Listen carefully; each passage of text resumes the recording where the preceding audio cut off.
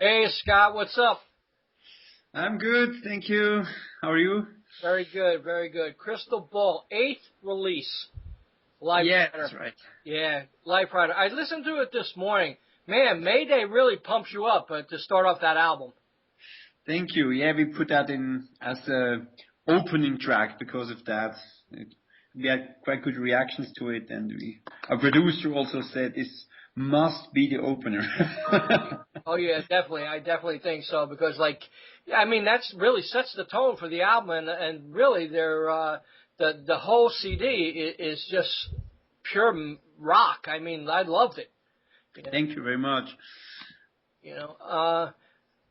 What can you say? The band started in 1995, and you started playing guitar at 15 years old. Do you remember that guitar that you got? Yeah, I do remember. Actually, I got one guitar from my brother. He's 8 years older than me, and he lent the guitar to me to kind of see if I would stick to it.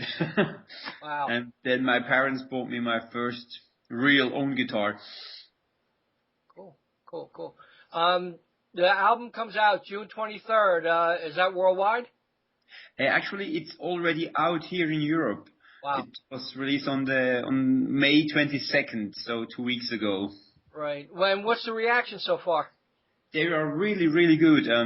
We got a lot of reviews ahead already, and some are still coming in, but they're all really good, and actually they all say it's like the best record so far. Right, definitely. It's definitely a great album. I enjoyed listening to the whole thing a few times. So like it definitely has an impact on myself, and I'm sure many others. Uh, can you tell me, like, you know, when you sit down and start, figuring out riffs and stuff like that, do they just come to you, or you practice, or what happens? It's there's different ways. Sometimes something just pops up somehow, and sometimes or oftentimes I just practice and goof around with stuff. Oftentimes I will put on a groove on a drum computer, and just jam along. And sometimes you play something, and all of a sudden you have, okay, there's something here, and you record that, and you build it around that idea that catches you somehow. Right. So there's not one rule how to do it. But oftentimes it's just playing, goofing around. Sometimes you hear something like, sometimes it's a movie soundtrack or anything, and then you remember that and you say, okay, I want to do something in that feeling or in that mood, and you start uh, playing around with some notes. Cool, cool. Tell me, when you play bigger venues and smaller venues, what do you like better? It's we don't play that big, that a lot of big venues. So for us, it's always exciting to play big venues. But then again, our main thing is play like medium venues, which is really fun because you can feel the people. You see their eyes. It gets really hot in there, and that's how what we usually do. So we really do like that. And then when we go out and play some big concerts, like in 4 weeks, we have two shows with the Scorpions, Wow. and pre-sales like 15,000 tickets are gone. So of course this is really exciting for us because it's not a normal Right. normal show we do. So of course we're looking forward to that. But it has like interesting sides to both concepts. Cool, cool. Now, when you're playing a live show and you're doing your solo or anything, what goes through your mind? I usually try to focus on the music and kind of get the tone out there. Oftentimes when I play a solo, I try to reach the people in the back of the venue.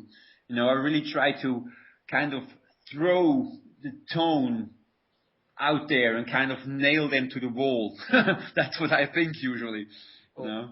cool. So the very first time you gave an autograph, what was that experience like?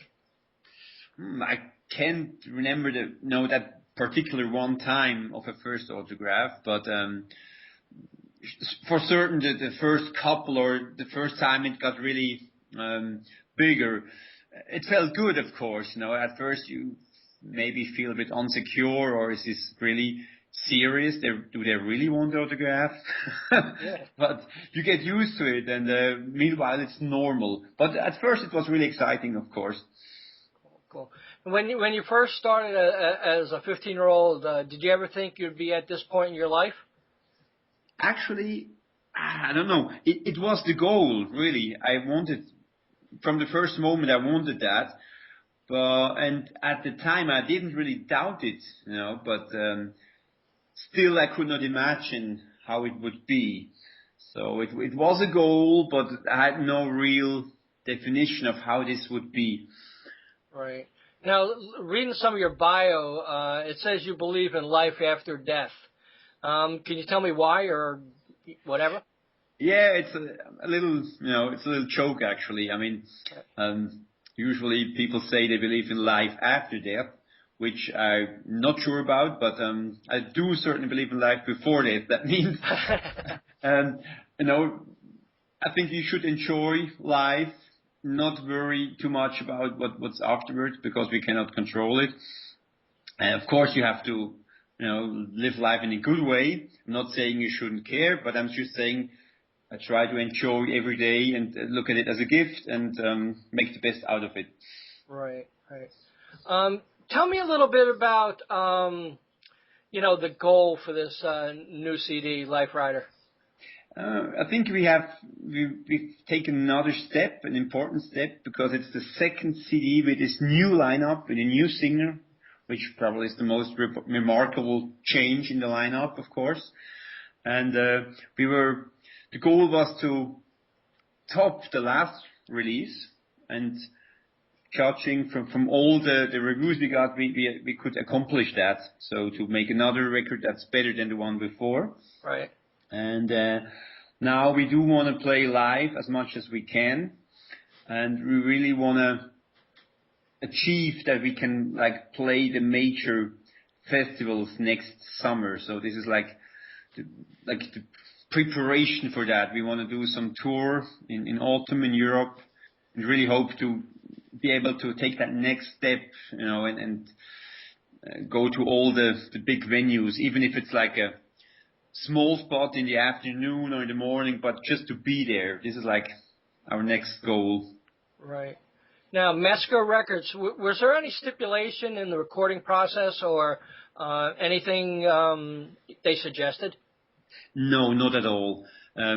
We just did our thing and gave the master to them, and they never would have said anything about the music. It's just take the music and sell it. That's what they're good at, and we're good at music, so there's no problems there. Cool. Scott Leach, Crystal Ball, Liferider in the United States comes out June 23rd. Please support the band. And Scott, you have anything in ending our interview? Talk to the fans.